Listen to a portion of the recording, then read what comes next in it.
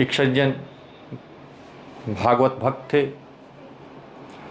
साधु संतों महात्माओं की सेवा में उनकी बड़ी निष्ठा थी। उनकी पत्नी भी भागवत भक्त थी।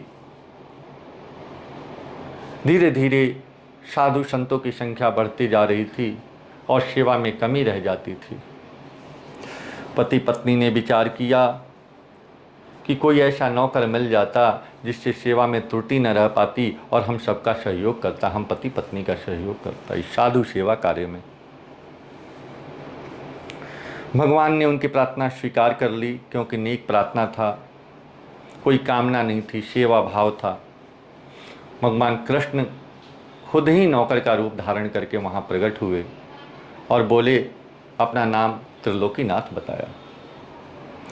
पति पत्नी के सामने जब बात होने लगी पैसे रुपए या जो भी तनख्वाह की, उन्होंने कहा तनख्वाह तो मुझे नहीं चाहिए, लेकिन एक शर्त पे मैं काम करूंगा। मैं भोजन बहुत करता हूँ, लेकिन मेरे भोजन की शिकवा शिकायत आप कहीं मत करना, नहीं तो मैं अंतर्ध्यान हो जाऊँ, मैं चला जाऊँगा। त्रिलोकीनाथ के ने ऐसा कार्य संभाला कि पति पत्नी बड़े खुश थे। घर का हो, साधु सेवा हो, बड़ी प्रेम से और बहुत ही सहजता से कार्य को कर देते थे। पति पत्नी बहुत खुश थे। त्रिलोकीनाथ जब भोजन करने बैठते तो कई आदमियों का भोजन अकेले ही चट कर जाते थे और भक्तानी रोटी बनाते बनाते पसीना से लथपथ हो जाती थी, परेशान हो जाती थी।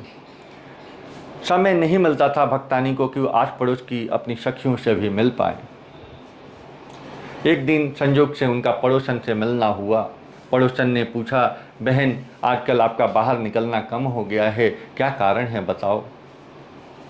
भक्तानी ने कहा, हमारे घर एक ऐसा नौकर आया है जो कई व्यक्तियों का रोटी अकेले ही चट कर जाता है, बहुत भोजन करता है। फिर क्या था, वह भगवान कृष्ण त्रिलोकीनाथ जो नौकर का रूप धारण करके आए थे, अंतर्ध्यान हो गए, चले गए। भक्त और भक्तानी बहुत परेशान हो गए। भगत जी ने पूछा भक्तानी से कि सही सही बताओ कि कहीं आपने कोई गिला शिकवायत तो किया नहीं। भक्तानी ने कहा कि महाराज, मैंने कहीं गिला शिकवा तो किया नहीं, लेकिन हाँ पड़ोसन से ज़रूर ये कहा था कि वह बहुत खाता है। भगत जी इस बात को समझ गए।